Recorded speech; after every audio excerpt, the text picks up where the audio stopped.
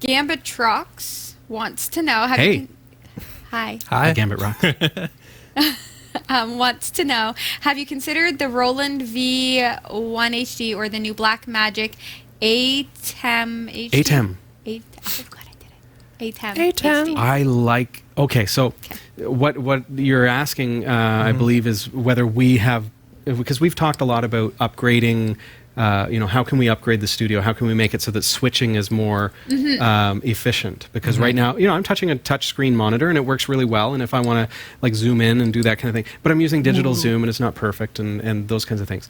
So with Telestream Wirecast, with an ATEM, with one of these Roland devices, it's a piece of hardware with a bunch of buttons on it. Oh, okay. So instead of software, it's hardware that does a similar kind of thing. You plug all your cameras into it and you push the button. Yeah, it's like a little switcher, right? Could you use your foot to do it? You probably could get an external pedal to do it. That would be fun. Yeah. Actually. Do you want to just be able to kick it? And It's like playing Rock Band. There you go. There you go. Yeah. Can you trigger it with a drum pad? That'd be awesome. And then it just changes Hook it up to your camera. biceps Absolutely. and then just flex when you want to change the camera. There you go. Watch out. It keeps switching cameras every time I walk on the set. I haven't really looked at them because they're like $1,000 each. And, we use Telestream Wirecast. I love it. I stand by it. It's fantastic. It does a lot of stuff that those kinds of hardware switchers can't do because it's software. So we're not limited to a hardware device and the capabilities of the hardware. If they want to add a new feature, they add it to the software and it comes out with the next release. So, so I love that about Telestream Wirecast. There are some advantages to those kinds of switchers, the hardware switchers. In particular, I think of an environment where if we were doing more in the field stuff, like traveling, then I would think that would be something really cool. We have an audio flight rack that you can't see, but Henry and Sasha can.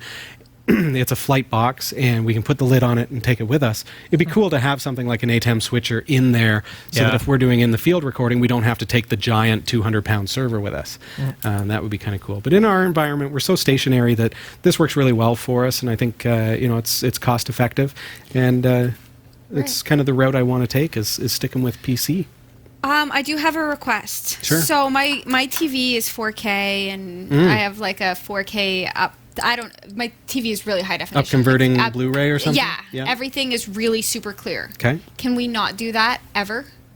Us do Please, 4K? no 4K. Oh, you were asking if we could not do that. Never do it. Okay. Because y'all like me right now. But I'll tell you, in 4K, that's clearer than clear. Well, clear. 1080p is clear. This is clear. This is good. 1080p is fantastic. Even 720s.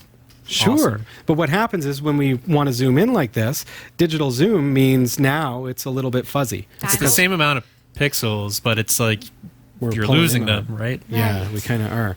So the next best option might be what's called a pan-tilt zoom camera. Okay. And I had the opportunity to look at one of these, and I've never ever considered it before as an upgrade for the studio.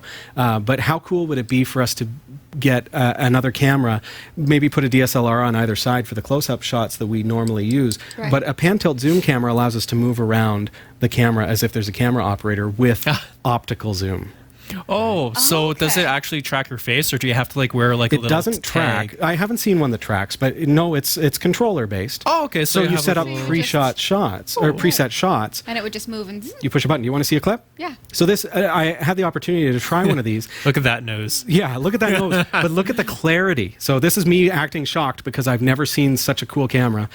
This is a PTZ camera from, it's like...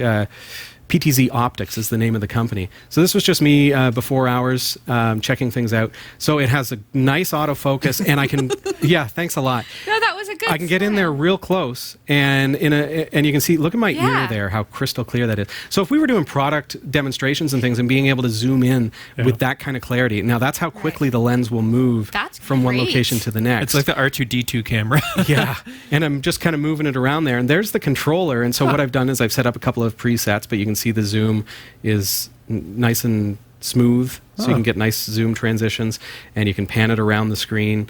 So it's actually physically moving the lens, and then when you're happy with it, you can set the shot. So with us, we could have one that zooms in on Sasha, and I just set it just like that. So see, I just set one to 5, and I can switch between 5 and then go back to 4.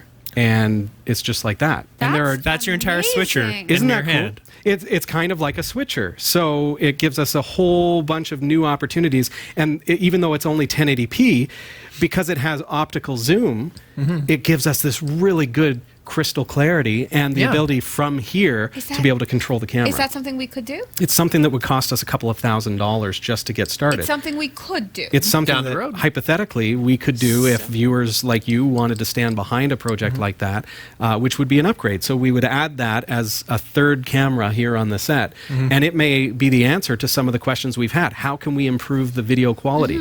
You look at Sasha's camera, which unfortunately went a little dark here, and that's because of the It's okay. that's the exposure. I think I said it incorrectly, but that is how clear that 1080p camera is. Just a DSLR. So one on either side of us. We have two. This is one, and then a PTZ in the middle. And we'd be able to move that camera anywhere on the set, including down on the desk, so that we can get close-ups of product and things like that. Or we could get like a 360 camera and have like a VR. No, no. So people could just watch every We single have video. 360 cameras. It is a brutal kidding. amount of work. I love it's it. not I think worth it's it. awesome, but it's so much post-production. It's way too much work. Yeah. This is something we can work on the fly, live, hit record, hit stop when we're done, and the show's over and we're good to go.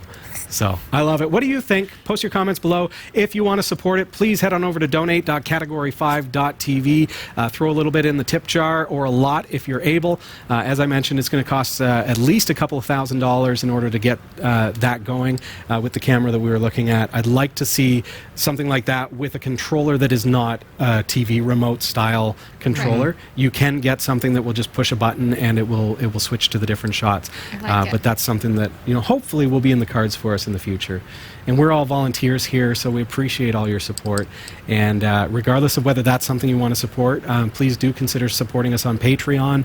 That helps us to pay our rent each month and all the other expenses that we have here at the show. So thank you very much for all of those of you who have been supporting us and also buying through our partner links and all the other cool ways that you can pitch in There's tons to help of us out. fun, cool ways, and y'all are great.